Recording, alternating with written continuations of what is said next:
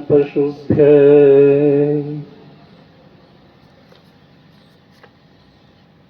आज की इस परम पावन सभा में विराजमान हमारे पूज्य स्वामी सत्यव्रतानंद जी, स्वामी पूर्णानंद जी, वानप्रस्थी जी, श्री शिवमुनि जी और इस पावन यज्ञ के ब्रह्मा कुशल वक्ता विद्वान रघुराज शास्त्री जी और विदुषी गायिका बेटी अलका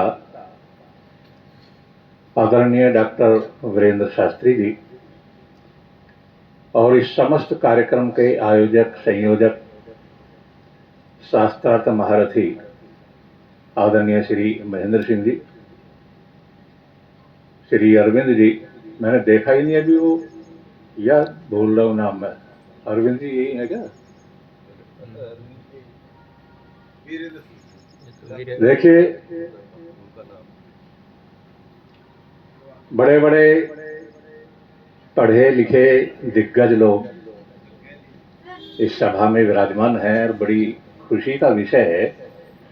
आर्य समाज के मंचों से जो चलना चाहिए वो तो सही अर्थों में तो आज चल रहा है। भजन सुन लेना और लंबे लंबे भाषण देना, सुने और अपने घर चले गए, उससे कोई लाभ नहीं होता। बुद्धि को खोलने वाली, शंकाओं का समाधान करने वाली सभाएं तो ये होती हैं जो आज चल रही है, और ये मान करके चलना कि ये बातें केवल आर्य समाज के मंच से ही चलती हैं। इसके अलावा जितने धार्मिक मंच हैं या राजनीतिक मंच हैं, वहाँ यही होता है कि वक्ता ने कह दिया और श्रोताओं ने सुन लिया। सवाल करने का, शंका करने का वहाँ कोई अधिकार नहीं होता। देखो, ये जो शास्त्रार्थ हुआ था सूरजपुर में, मेरा दिल भी उस समय भी गवाही दे रहा था, आज भी कह रहा है। शास्त्रार्थ में विजय तो श्री महेंद्र जी की हुई थी। ताली बजा दो। वहां का जो निर्णायक मंडल था और मैं अध्यक्ष था। पहली बात तो यह है कि मेरी इतनी योग्यता नहीं है मैं ऐसे शास्त्रार्थ समारोह का अध्यक्षता करूं, लेकिन बना दिया मुझे। वहां के जो लोग निर्णायक मंडल थे उनकी जबान पर भी ये बात थी कि भाई दोनों आर्य समाजी हैं, आपसे शास्त्रार्थ है, किसी मुसलमान से तो शास्त्रार्थ है ही नहीं, यहाँ जीत हार को छोड़ो। और उन्होंने बराबरी का फैसला दे दिया। लेकिन मैंने ये महसूस किया कि जो बात तर्क और प्रमाणों से सिद्ध होती है, देखो दो बात होती है ना, तर्क और प्रमाण। जिसके ये ज्यादा होते जीत तो उसी की होती है। और वहां तर्क और जो प्रमाण दे दिए गए थे वो महेंद्र जी के सबसे ज्यादा थे, उनसे इतने नहीं दिए गए। लेकिन हमारा हाल क्या था, वो 5000 साल पहले की घटना याद आ रही है मुझे। मेरा भी वही था और उनका भी वही था, फैसला उचित नहीं दिया गया। याद रखना, जिस समय पांडव जुए में हार गए ना, युधिष्ठिर ने 17 दांव लगाए और 17 के 17 में ही हार गया वो। और बाद में दूसरी बार जो जुआ हुआ, बस एक दांव लगा था, उसने ये कहा भाई जो जीत जाएगा वो राज करेगा, जो हार जाएगा वो वनवास में जाएगा। और वो फिर भी हार गया। और जिस समय वो सभा हुई ना, दुर्योधन ने सर्वप्रथम विदुर से कहा, विदुर तुम एक काम करो, महल में द्रौपदी बैठी है, उसको बुला करके लाओ, उससे कह दो तुम जुए में हार गई हो और अब तुम कौरवों की दासी बन गई हो। तो विदुर ने डांटा, पापी तेरी मौत नजदीक आ रही है, मैं जाऊंगा बुलाने के लिए।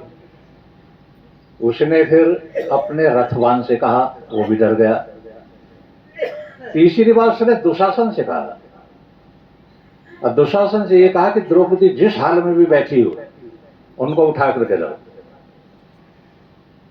और जिस समय दुशासन गया, कहा द्रौपदी तुम जुए में हार गई हो, हमारी दासी हो गई हो, चलो सभा में तुम्हें बुलाया। तो द्रौपदी ने कहा तुम एक काम करो, यहां से जाओ, मैं आज रजस्वला हूं, मुझे छुओ मत, मैं रजस्वाला हूं, मैं नहीं जाऊंगी, एक वस्त्र में बैठी हुई हूं। उन्होंने कहा नहीं, चलना पड़ेगा। प्यारे भाइयों, द्रौपदी एक बात कहती है कि दुशासन तुम एक काम करो और सभा में जाकर के मेरे पति युधिष्ठिर जो बैठे हैं उनसे एक सवाल करो और सवाल का उत्तर लेकर के आ जाओ। सवाल क्या था? द्रौपदी ने कहा कि वहां सभा में जाकर के तुम युधिष्ठिर से ये पूछो कि युधिष्ठिर, जब तुम जुआ खेल रहे थे तो पहले अपने आप को हारे थे या पहले द्रौपदी को हार करके जब अपने अपने आप को हारे थे? अगर वो ये कह दे कि मैं पहले आपको हारा था, अपने आप को हारने के बाद द्रौपदी को दांव लगाया, तो सारी सभा में सुना करके कह देना कि जब युधिष्ठिर अपने आप को हार गया था, वो कौरवों का गुलाम हो गया था, तो फिर मुझे दांव पर लगाने का उसका कोई अधिकार नहीं था, इसलिए मैं किसी की दासी नहीं। याद रखना, दुशासन सभा में गए और पूरी सभा में युधिष्ठिर से प्रश्न किया तो युधिष्ठिर की गर्दन ऊपर को हुई नहीं, नीची गर्दन किए हुए बैठा रहा। कई बार पूछा, नहीं बोला। दुशासन वापस गया, उसने कहा तो जवाब ही नहीं देता, मैं लेकर के चलूंगा। नहीं माने तो बाल पकड़ कर खींचकर जाकर के सभा में खड़ी कर दिया। महाभारत पढ़ लेना। वहां द्रौपदी समस्त सभा को संबोधित, कई हजार आदमी थे वहां। पितामह भीष्म थे, द्रोणाचार्य, अश्वत्थामा, कृतवर्मा, कृपाचार्य, भूरि सर्वा, सोमदत्त, ऐसे ऐसे वेदों के दिग्गज विद्वान, आयु से भी वृद्ध, विद्या से भी वृद्ध। और सभा में खड़ा होकर के द्रौपदी ने भीष्म को संबोधित करके एक बात कही। उन्होंने कहा, दादा तुम सबसे बड़े वयोवृद्ध हो, विद्वान हो, धर्मात्मा हो, मैं आपसे एक प्रश्न करती हूं और एक बात बताइए कि मेरे पति युधिष्ठिर जब अपने आप को जुए में हार गए थे तो मुझे दांव पर लगाने का उसका क्या अधिकार था? भीष्म नहीं बोला, चुप बिल्कुल। दूसरी बार कहा, जवाब दो ना, नहीं बोला। तीसरी बार जब द्रौपदी ने कहा, जवाब दीजिए, उत्तर दीजिए, तो भीष्म का उत्तर क्या था? बेटी, मैं कोई उत्तर नहीं दे सकता क्योंकि धर्म का मामला बड़ा सूक्ष्म होता है, बड़े बड़े विद्वान निर्णय देने में चूक जाते हैं। लेकिन याद रखना, दुर्योधन का एक भाई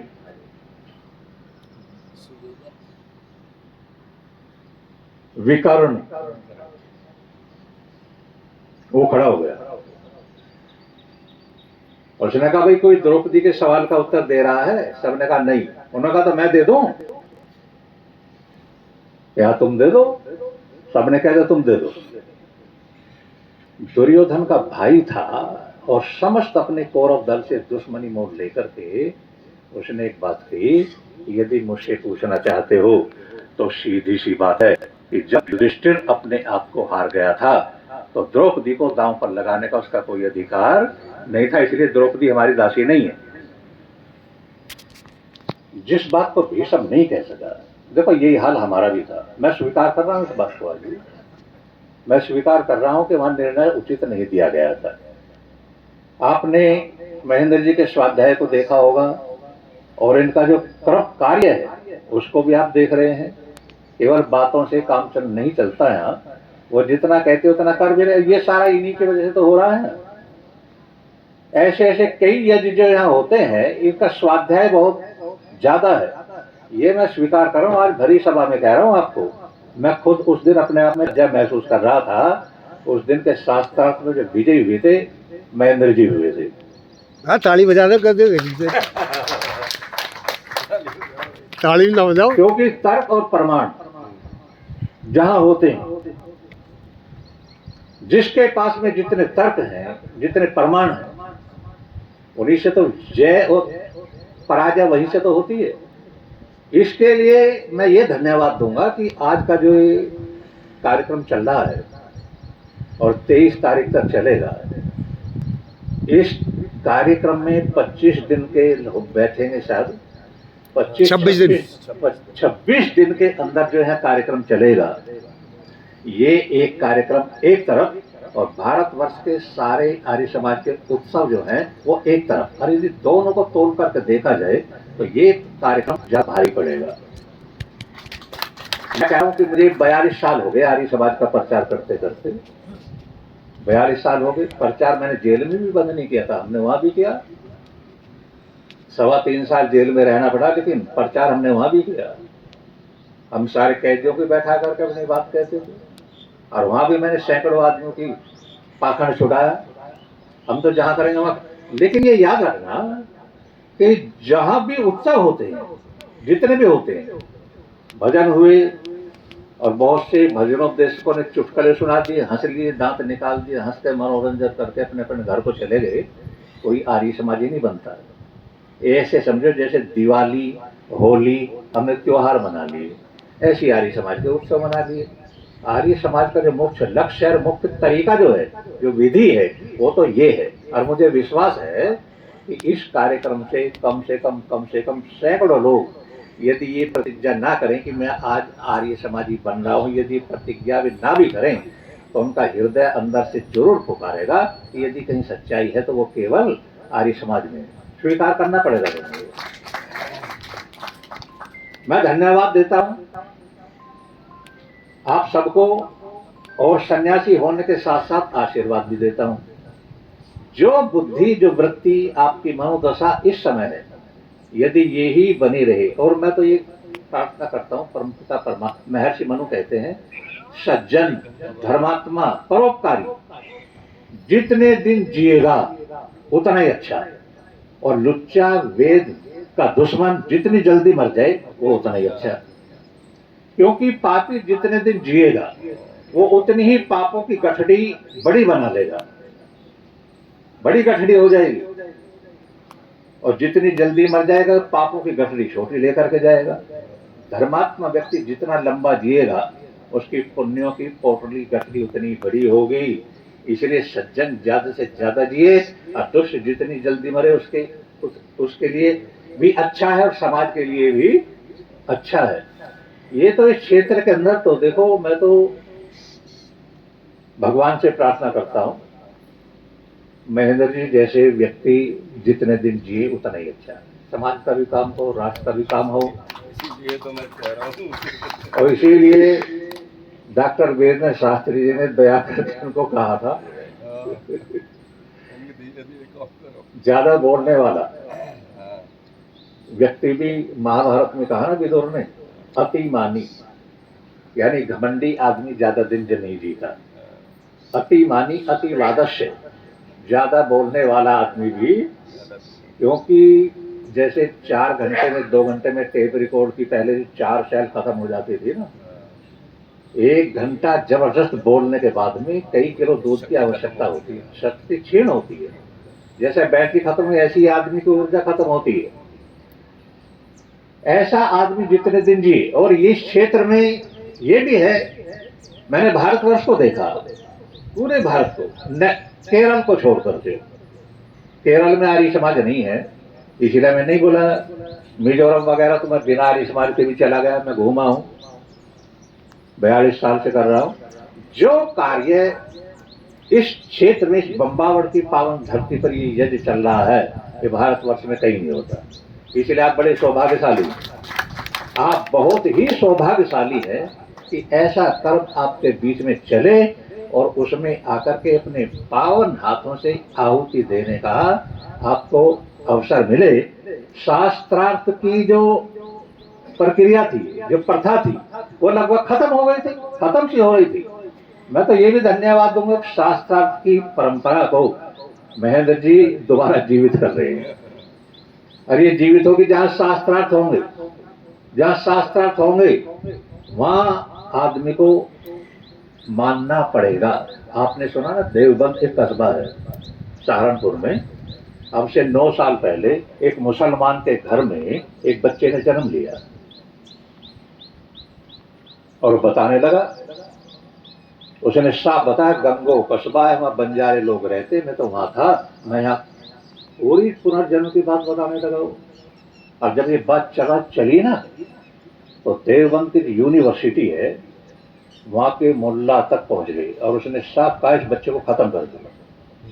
ये क्यों? कि यदि जिंदा रहेगा तो इस्लाम खतरे में आ जाएगा। इस्लाम का खंडन करते। सत्य कह रहा है। अरे आर्य समाज तो वो इस्लाम तो मानता ही नहीं कि पुनर्जन्म होता है, ना वो आत्मा को अनादि मानता, परमात्मा ने बनाए। जो मुसलमान बनेगा, इस्लाम को स्वीकार करेगा, वो सीधा जन्नत जाएगा, बाकी दोजख में जाएंगे, आगे जन्म वन्म की कोई चर्चा ही नहीं है।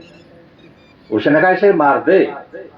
आखिर माँ थी, माँ ने कहा कि मैं इसे मारने वाली नहीं हूं, कि नहीं मारना पड़ेगा, कि नहीं मार सकती, इतने भी जोर लगाओ, क्यों मार दूं मैंने पढ़ा दिया, साफ बता रहा है बिल्कुल, इस्लाम जाओ भाड़ में और तुम जाओ भाड़ में, लेकिन मैं बच्चे को मारने वाली नहीं हूं। 9 साल की आयु तक उस बच्चे ने खूब कहा। उसने कहा मैं मारने, उन्होंने कहा एक एमपी आए, एमपी ने आकर के कहा कि देखो इस बच्चे को जान से मार दो, वरना पूरी दुनिया का इस्लाम खतरे में है। उसने कहा पूरी दुनिया का इस्लाम खतरे में चले जाए और कोई दूसरी दुनिया हो और वहां इस्लाम हो तो वहां भी खतरे में चला जाओ। इससे जवाब नहीं बना। वह आर्य समाजियों ने घेर करके बैठ गए एक दिन, ये क्या हो रहा है? याद रखना, किसी भी मुसलमान की जबान नहीं खुली, ये सच्चाई है। और भूल तो लगना, यदि भूल ना लगे तो आप मुझे ये बताओ, मान लो 1 मिनट के लिए मैं पहले जन्म में सूअर था, मान लो 1 मिनट के लिए मैं सूअर था और यहां मैं मनुष्य हूं, और यहां डॉक्टर साहब भोजन लेकर गए, लो जी स्वामी जी भोजन करो, भोजन बहुत सुंदर। अब भोजन करने बैठा और मुझे पहले जन्म की याद आ गई। मैं कहां जाता था चढ़ने के लिए, क्या खाता था, कौन से पकवान खाता था वहां, यदि उस जन्म की याद है तो खाना हराम हो जाएगा। ऐसी ऐसी बहुत सी बातें जो चर्चे पुनर्जन्म की याद की चली ना, ऐसी तो बहुत हुई। और कई बार तो ऐसा हुआ कि लोग मुझे बुला करके ले गए, उन्होंने ये कहा कि भाई ये इस लाइन का आदमी है, ये ज्यादा जानता होगा। वहां पूछा और हमने सिद्ध को बिल्कुल सिद्ध हो गया। इन बातों में कोई शंका की कोई भी गुंजाइश। आप ये कहेंगे कि ऋषि ने लिखा है, वह पहले जन्म की याद नहीं रहती, 7 दिन की याद नहीं है, लेकिन कुछ बात देखो, ठीक है याद नहीं रहती, लेकिन कुछ बातें ऐसी होती हैं कि जो जन्म तक की, बचपन की हमें आज तक याद है। कौन से मास्टर प्राइमरी में, कौन से मास्टर थे, किस बात पर कितनी पिटाई करी थी, ये सारी बातें आज तक बहुत तक याद है। कुछ बातें बहुत, जब मैं 74 साल का हो गया, वे 10 साल की आयु की भी याद है। और वैसे तो कल क्या क्या क्या क्या खाया, किससे बात हुई, वो सारी भूल जाते हैं। लेकिन ये निश्चित बात है कि पुनर्जन्म होता है। अमेरिका के अंदर आज भी, पूरे यूरोप के अंदर 289 विद्वान है, और 289 विद्वानों ने ये स्वीकार कर लिया कि वेद जो कहता है कि जीवात्मा अपने कर्मों के अनुसार आवागमन में रहता है, जन्म लेता है, ये 100% सत्य है। 4 जुलाई 1776, 4 जुलाई 1776 को अमेरिका आजाद हुआ। ये ब्रिटेन का गुलाम रहा 450 साल तक, और गुलामी बनाई थी वह कोलंबस ने, क्योंकि 12 अक्टूबर 1492 को कोलंबस अमेरिका पहुंच गया था, और 22 मई 1498 को वास्को डी गामा मरा था। कोलंबस ने वह गुलामी शुरू करी, और वहां जब आजादी हुई तो अमेरिका का सबसे पहला जो राष्ट्रपति बना वो थे वाशिंगटन, और वाशिंगटन के बाद में बना जोसेफ, और तीसरे नंबर पर था जॉर्डन। वो जॉर्डन जो अमेरिका का राष्ट्रपति था, उसने अपनी आत्मकथा में साफ लिखा है कि मैंने कुरान का नाम सुना, बाइबल का नाम सुना और वेदों का नाम सुना। कहते हैं ईश्वरीय ग्रंथ हैं, ये भगवान के दिए हुए हैं। मैंने कहा क्यों नहीं का अध्ययन करूं। मैंने जिस समय बाइबल का अध्ययन किया तो पढ़ने के बाद में इस परिणाम पर पहुंचा, ये किसी आदमी ने भांग पी करके लिखी है। और कुरान को पढ़ा तो मैंने सोचा ये भांग और शराब दोनों को पी करके लिखी है। लेकिन जब मैंने आद्योपांत वेदों का अध्ययन किया तो देखो, वो व्यक्ति लिखते हैं, अमेरिका के राष्ट्रपति लिखते हैं कि जब मैंने वेदों का पढ़ना शुरू किया तो पढ़ता ही चला गया, पढ़ता ही चला गया। पढ़ने के बाद में मैं इस परिणाम पर पहुंचा कि अगर धरती पर परमपिता परमात्मा का दिया हुआ ज्ञान का भंडार है तो वो केवल वेद है, बाकी कोई नहीं। याद रखना, दुनिया इसको मानती है, मान रही है और मानना पड़ेगा। और यदि ऐसे ही एक कार्यक्रम हमारे होते रहे और वेद प्रचार का कार्यक्रम चलता रहा तो दिन तो ज्यादा दूर नहीं है। मैं अभी नेपाल में भी गया था प्रचार करने के लिए। एक आदमी ने पूरे नेपाल को आर्य समाजी बना दिया था, झंडा गाड़ दिया था, सुखराज शास्त्री ने। और वहां चल गया ना, बवाल चल गया है, बहुत बुरी वो चल रहा है वहाँ। ये होना तो वैसे पूरी दुनिया में यही नहीं है। याद रखना, 3 बातें याद रखना। वैसे ये विषय नहीं है लेकिन आपको बता रहा हूं। जब तक धरती पर कुरान रहेगी, जब तक दुनिया में शांति नहीं हो सकती। और दूसरी बात, जब तक हिंदू गांधीवादी बना रहेगा, ये ऐसी पिटेगा, पहले पिटा, आज पिट रहा है, आगे भी पिटता रहेगा। और जिस दिन गांधीवाद को उतार करके वो नाथूराम गोडसेवादी बन जाएगा और तलवार तुम्हारे हाथ में दिखाई देगी, कायर लोग आपके सामने से भाग जाएंगे। और स्वामी जी जो नारा लगवाते हैं ना, एक दिन वो आ सकता है कि भारतवर्ष की गद्दी पर दयानंद का कोई शिष्य बैठा हुआ हो। और जिस दिन दयानंद का शिष्य गद्दी पर बैठ जाएगा, गाय तो क्या, मुर्गी मारने वाले को दिल्ली के घंटा घर पर खड़ा करके फांसी दे दी जाएगी। होगा ये, लेकिन करे क्या? मैं से भाषण अक्सर लोग क्या कह देते हैं, स्वामी जी जैसी आप भाषण देते हो, जैसी बात करते हो, ऐसे आदमी की जिंदगी बहुत थोड़ी होती है। मैंने कहा भाई क्यों? कि ऐसे आदमी के दुश्मन बहुत हो जाते हैं और कोई भी दुश्मन गोली मार देता है। मैंने कहा मेरे जैसा भाषण देने वाले लोग यदि जल्दी मर जाते हैं तो जो तलवे चाटने वाले हैं वो क्या 1000 साल जीते हैं? भाई वो नहीं मरते क्या? अरे मरना तो सबको है, वो भी मरते हैं। लेकिन एक याद रखना, मरने का दुख किसे होता है? मैंने कहा दुख की परिभाषा जानते हो क्या? न्याय दर्शन को पढ़िए, जिसकी चर्चा चल रही थी। महर्षि गौतम कहते हैं बाधना लक्षणम दुखम, अर्थात जो हम चाहते हैं वो ही हो जाए तो सुख होता है, और जो हम चाहते हैं उससे उल्टा हो जाए तो दुख होता है। बोलो, सुख दुख की परिभाषा यही है नहीं है? यही यानी अनुकूल अनुभूति सुख है और प्रतिकूल अनुभूति दुख है। तो सीधी सी बात हो गई, बात निकल करके आई कि जो मैं चाहता हूं वो ही हो जाए तो सुख है, और मैं जो चाहता हूं उससे उल्टा हो जाए तो दुख है। तो फिर मौत का गम किसे होगा भाई? मौत का गम उसे होगा जिसे जीने की तमन्ना होगी। मैं जीना चाहता हूं और मौत आ जाए तो मुझे दुख होगा, लेकिन यदि मैं शहीद होना चाहता हूं, मैं आर्य समाज के लिए अपने प्राण देना चाहता हूं, तो मौत से मुझे दुख होने वाला नहीं, क्योंकि मैं जैसा चाहता हूं वैसा ही होना है। और शायद तो यहाँ तक कहता है कि शौक शहादत, जिस आदमी को शहीद होने का शौक है तो शौक शहादत को क्या कीजिए, हमने हथेली पे सर ले लिया और हमें कत्ल होने से डरना नहीं, क्योंकि हमने कातिलों के मोहल्ले में ही घर ले लिया। तो जिस आदमी का घर ही कातिलों के मोहल्ले में होगा वो डरेगा तो कहाँ तक डरेगा? आर्य समाज का जो विद्वान, आर्य समाज का जो चपरासी और आर्य समाज का जो प्रचार करने वाला है वो हर समय कातिलों के मोहल्ले में रहता है। इसके गीत गाने वाला कौन? दुश्मन बहुत है, अपने भी हैं पराये भी हैं, अपने ज्यादा हैं। और इस ऐसी धरती पर जितने भी मत मतांतर हैं, एक भी जितने भी प्रसिद्ध है, फेमस है, हिंदू, मुस्लिम, सिख, ईसाई, जैन, बौद्ध, पारसी, यहूदी, बहावी साहबी को छोड़ करके मैं ये कह रहा हूं कि जितने भी ये मतवादी हैं, ऋषि और दयानंद को सुन करके एक भी मत ऐसा नहीं है जिस मत के 10-20 आदमी ऋषि से प्रभावित होकर के आर्य समाज में ना आ गए हो। बहुत लोग आए और वो गीत गाते हैं, आर्य समाज की प्रशंसा करते हैं, हर मत के आए हैं।